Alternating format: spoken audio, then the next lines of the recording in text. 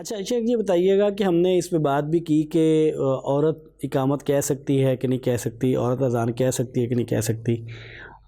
ایک سوال یہ پیدا ہوتا ہے کہ جو ٹرانسجنڈر ہیں، جو مخنث ہے، وہ اذان کہیں گے کہ نہیں کہیں گے، اقامت کہیں گے کہ نہیں کہیں گے؟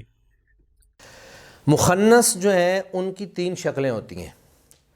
ایک خالص مخنث ہوتا ہے، ایک جو ہے مخنث شبہ مذکر ہوتا ہے، اور ایک مخنث جو ہے شبہ مؤنث ہوتا ہے۔ یعنی شب سے مراد اس کی صفات مردوں جی، بعض مخنث ایسے ہوتے ہیں کہ وہ بظاہر مردی ہوتے ہیں، یعنی ان کی صفات مردوں والی ہوتی ہیں، آواز مردوں والی ہوتی ہے، داڑھی بھی ہوتی ہے، اور ان کا سارا طرز عمل جو ہے وہ مردوں والا ہے۔ اور بعض مخنث ایسے ہیں جو عورتوں کی طرح ان کا مشابہت زیادہ ہوتی ہے، ان کی آواز باریک ہوگی اور ان کا طرز عمل اور سارا جسم کی ساخت بھی مطلب جو ہے وہ عورتوں والی ہوتی ہے۔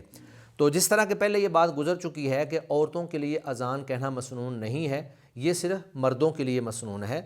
تو اگر تو مخنث ایسا ہے کہ اس کی صفات مردوں جیسی ہیں تو پھر اس کے لیے اذان کہنا جائز ہے، اس میں کوئی حرج نہیں ہے، اس کو ہم مردوں کے حکم میں ہی شمار کریں گے۔ لیکن اگر وہ مخنث عورتوں کے ساتھ مشابہ ہے اور اس کی صفات، طرز عمل، آواز، اس کی جسمانی ساخت وہ عورتوں جیسی ہے، تو پھر ہم اس کو عورتوں کے حکم میں شمار کریں گے اور اس کے لیے اذان کہنا جائز نہیں ہوگا۔